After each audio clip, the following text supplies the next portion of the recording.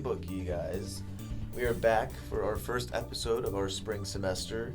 Colin, Schofield, Jacob Moreno, Sienna Conaghan, whole crew's here. It's been a while since we've talked to you guys. A lot has happened in Temple Athletics.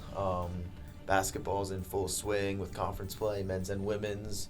The football transfer portal's finally closed. The most stressful week of Casey Keeler, Clayton Barnes, and the recruiting staff's life is done for now. And we got some non-refs back in action again. Fencing's getting in full swing. Gymnastics, men's and women's tennis are getting started up. So a lot going on with Temple Athletics. We're getting back into a busy season here. But first, guys, how are we? It feels like it's been like a month and a half or so. How are we? Well, Colin, first of all, I just want to say I'm so glad you pronounced my last name right. Not that you never have before. Just means a lot to me. But yeah, I'm doing great. Just so excited to be back. I'm doing pretty good. Happy to be back. Not super happy to be back on the podcast, but I hate speaking. So. As you all may remember, Sienna Conaghan in a few words. Precisely.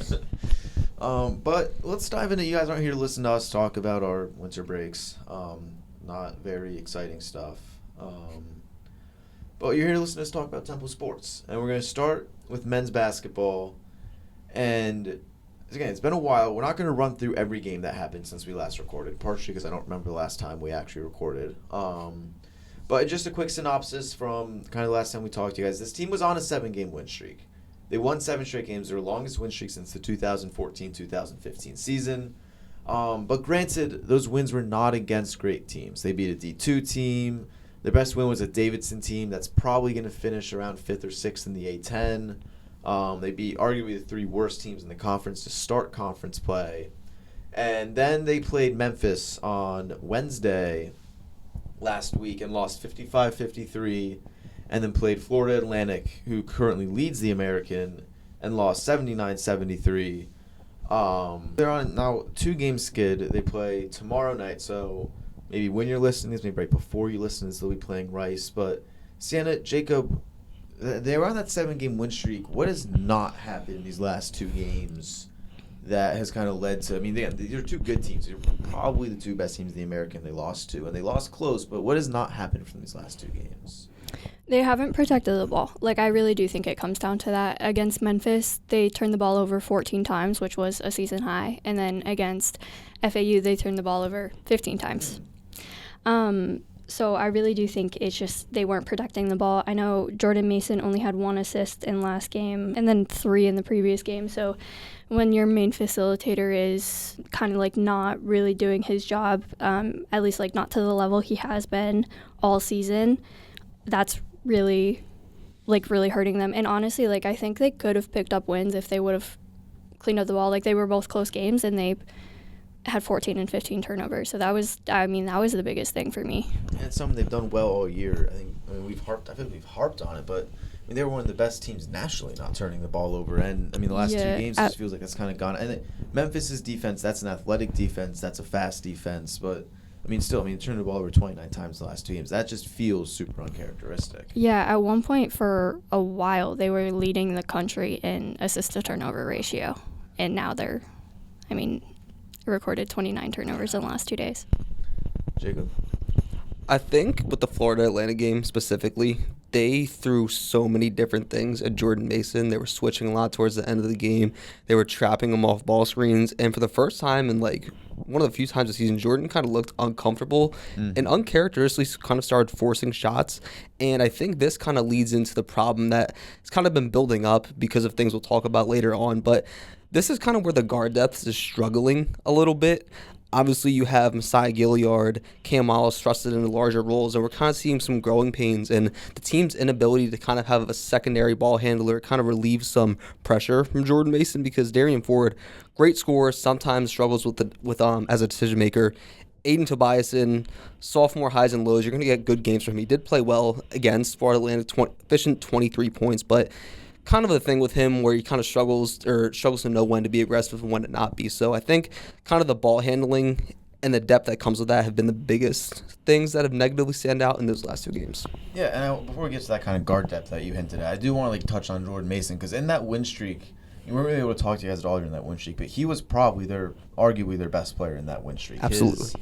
his ability to just handle the offense, get his guys open shots, get to his own spots and get shots. Like, he was impressive. In these last 2 games, you mentioned against Florida Atlantic, the same thing happened against Memphis, where they were pressing, they were like just pressuring him like to no end, and he just was uncomfortable, was out of control. And the last 2 games, it really have not been the Jordan Mason we saw from that 7-game win streak. And I feel like that's kind of a big kind of factor in these 2 losses. Their next 2 games, they're going to be playing at Rice, again, like I mentioned, tomorrow, the Wednesday, the 21st. Again, so you might listen to this right before. And then they're at UTSA on Saturday, the 24th. 2 games that they should win. Again, they already beat UTSA this year back on January 3rd. Rice is a team that's closer to the bottom of the conference. UTSA, I believe, is still winless in conference play. So 2 games that they should win, but, I mean, Jacob kind of mentioned it. That guard depth has taken a hit. A.J. Smith's done for the year with an injury. C.J. Hines was now, I mean, he hadn't played all year because of eligibility questions. Last week, a big indictment came out about players allegedly shaving points and fixing matches. C.J. Hines was not one of the players indicted, but he was charged elsewhere for alleged involvement when he was at Alabama State for fixing matches and, doing illegal stuff. So he was ultimately kicked off the team again. He hadn't played this year, but he was supposed to be an important part. But now that guard depth's kind of hurt. And, I mean, guys, and these are 2 games that if they want to keep competing in conference play, that they want to show that they're still one of kind of the upper echelon teams in a wide open American. These are games you win. You win this 2-game Texas trip. What do they have to do to leave the Lone Star State 2-0? I think it kind of starts with the front court depth, which I'm kind of starting to not worry about a little bit, but early in the season, we kind of thought they had all this variety with Mokita, Baba, Jemai Felt, Ayuba Bryant, but as the season's kind of gone on, especially in that Florida Atlantic game, you see when the teams pressure Jordan Mason, like, Jemai was reverting to post-ups under the basket, and it just didn't end well. Baba, we kind of thought would take somewhat of a sophomore leap.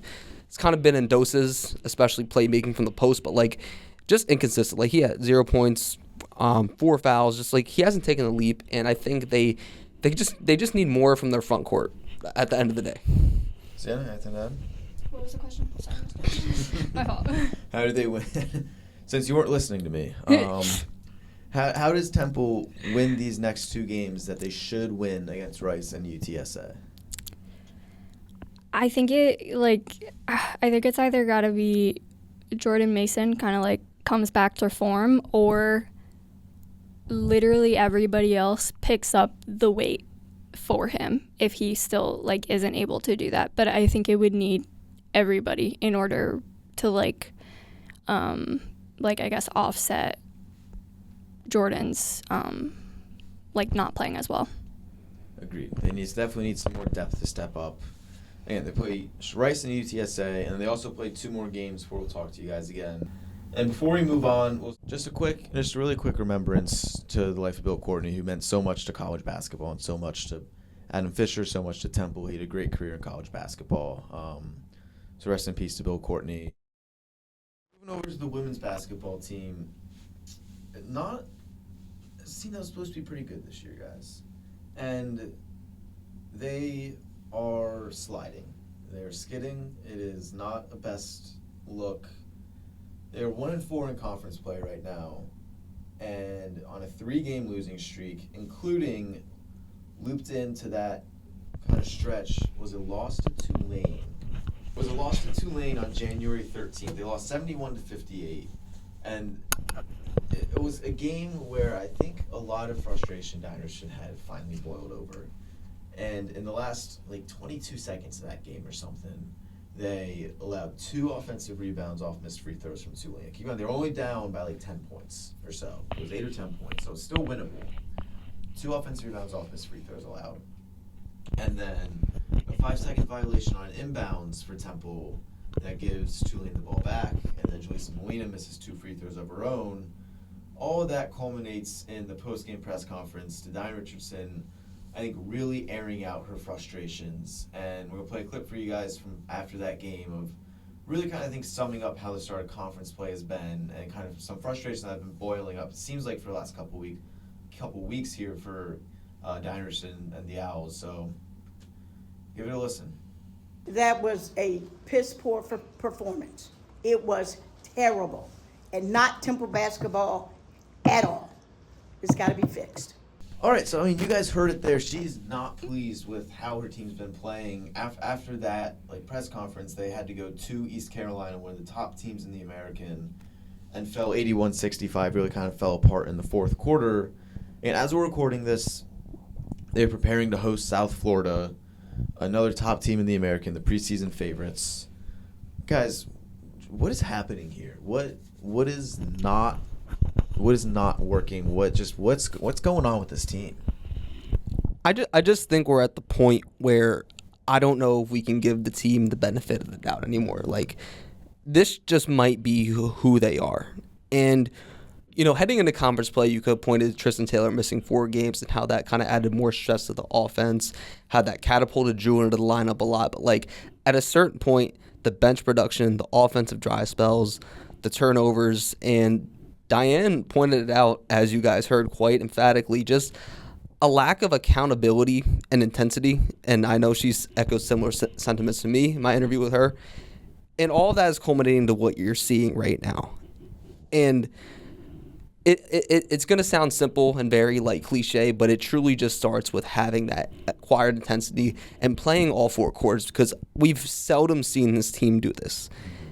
And a lot of it is because, again, the turnovers, and when the offense gets discouraged, it just goes to isolation possessions. And Kayla Turner, for as explosive as she's been, leads the American in scoring. She's one of the main culprits for that. And I believe kind of just her settling for isolation shots kind of sets the tone for the offense in its entirety. You see a lot of miscommunications between the team, and that results in some tense moments sometimes on the court. And again, the first step is really just kind of looking each other in the mirror and taking that accountability to kind of bring that intensity throughout start to finish. Yeah, and especially kind of those isolation possessions. I feel like we've heard Diane say it probably 3 or 4 times at this point, that they are moving too fast on offense. They're taking too quick a shots. They aren't letting the offense come to them. She wants them to play fast, but I don't think the shot selection has been what she wants. That Tulane game, they were pretty poor from 3, and she let that be known that they were kept settling for 3-pointers. They weren't going in. They still kept trying. And, I mean, the offense really has been – there was slow start at the start of the year. The offense has felt like, even as leadership, it feels like it's kind of gotten its wheels going. But now, the defense, they've allowed, I think, 82 points per game in this 3-game losing streak. Things keep kind of, going up, going down. Sienna, do you have any thoughts about kind of what's going on with this team here? I mean, Jacob mentioned it a little bit, but one of the biggest things that stands out to me is just their non-existent bench production.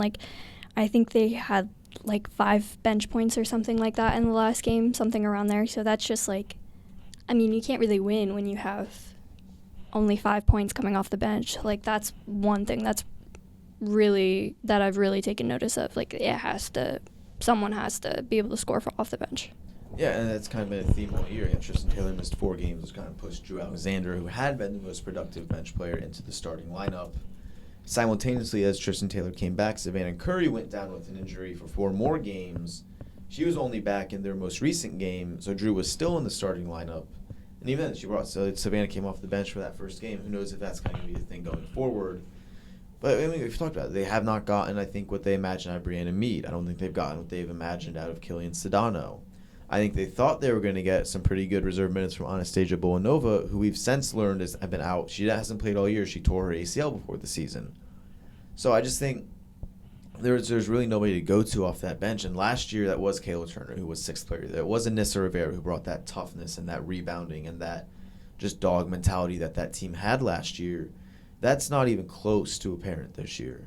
And I think that, I agree with you. I think that is one of the most evident issues, is that they don't have someone to go to off the bench like it was Kayla and Anissa. And then the next 3 games, so again, tonight, as we're recording this right now, right after we record this, we're going to go over to Leah Center, and Temple hosts South Florida, and then they host Charlotte on January 24th, and then they have to travel to Rice. We know how they've played against Rice in recent years, with 2 semifinal losses on January 28th. And guys, again, they're 1-4. The American Conference changed how they're doing their conference format this year. Only the top 10 teams make it out of 13 teams. Temple sits at 10th right now. So they are right on the call. I know it's still early. I know there's still probably 14 or 15 games to play, but I mean, what are you guys kind of envisioning? What changes to, get them out of this cut line, maybe get them back to like 7th or 8th, kind of get them into this conference tournament? This is a big 3-game stretch here. I mean, the immediate things that come to my mind are like all the issues that we just highlighted and like fixing those. But I think another thing is like, and Coach Richardson mentioned it, just like they need to take accountability. You can see on the court, like anyone makes a mistake, they kind of seems like they don't really care. They won't like take accountability for it. So I definitely think that would help them a lot. Jacob? Kind of go off what Sienna said. They just need to trust their offensive process, because that is kind of the key to everything. Colin, you mentioned how the defense has struggled recently. A huge part of that is because of the inefficient shots that the offense is taking. It's letting their opponents get out in transition, get out in early offense. Defense isn't often set. Miscommunications, easy buckets. So I think them moving the ball well and kind of trusting them, eliminating as many ISOs as possible, will also allow their defense to kind of get more in position to do the things they do well. Because with Jaleesa and Sanaya there, they have the structure for to be a quality rim protection team. It's just allowing them to get set is kind of one of the biggest issues, and also just an overall struggle to defend off the dribble sometimes.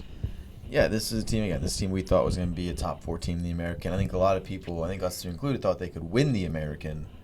And right now it just doesn't feel like they're kind of anywhere close to that. And the clock is really starting to tick. We're getting close to February, getting close to March. So got to see some improvements there.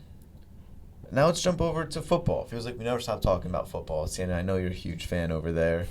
But the college football calendar never stops. And now we have the transfer portal finally closing. It was open for a week or 2 weeks, from January 2nd to January 16th, for players to enter as they please. And now that the portal's closed, I think Temple football made out probably better than almost any group of 5 team in the country. They added 22 transfers in this 2-week window, while also not losing a single starter into the transfer portal. They lost some guys to graduation, but not one starter went into the portal. That means Peter Clark came back.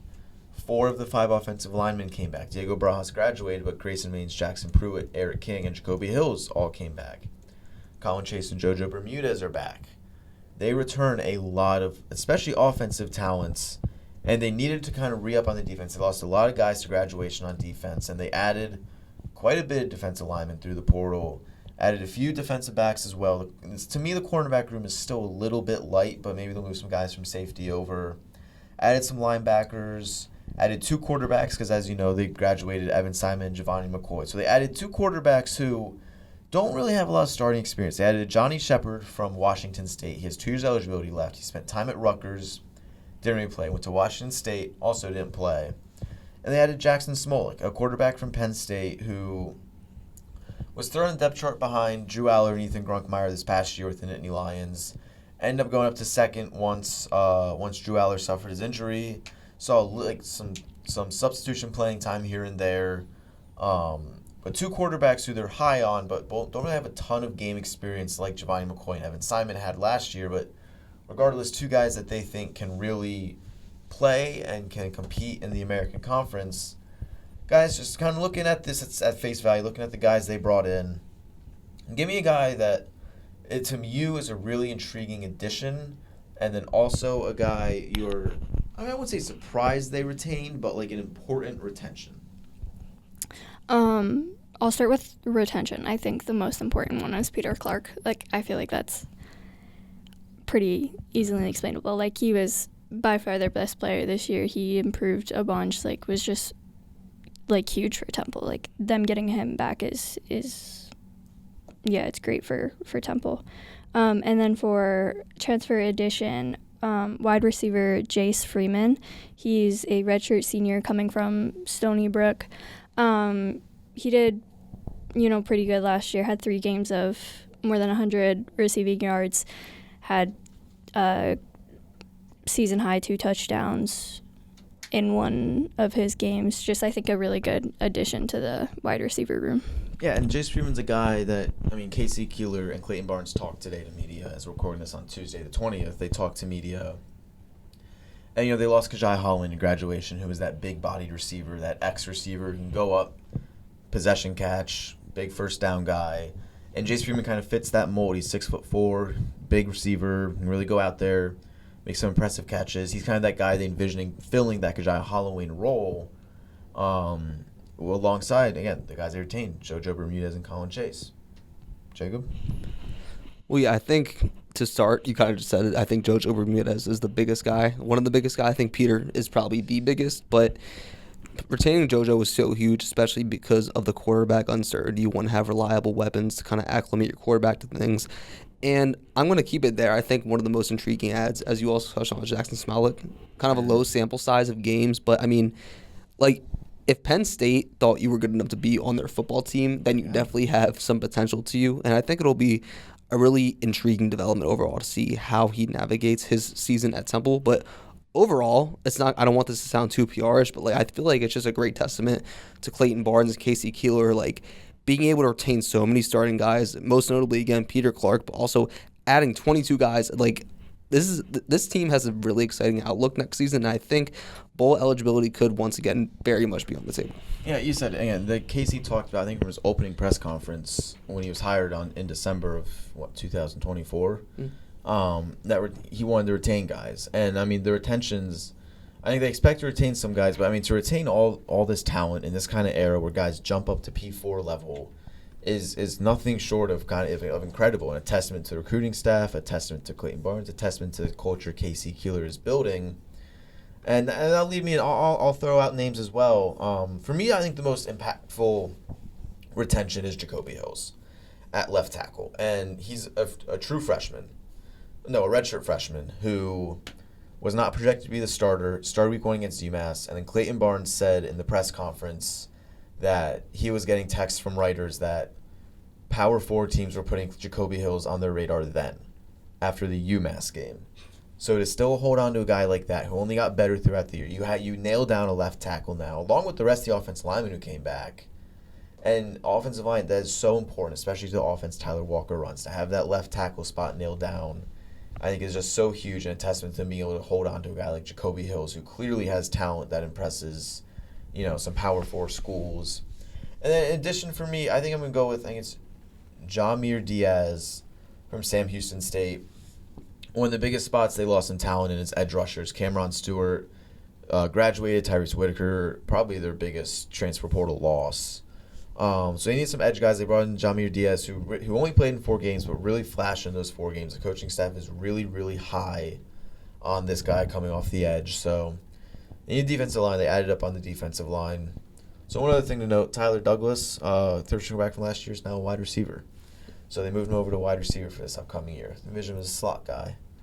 But yeah, so football seemingly never stops. Pretty soon we'll have some spring football.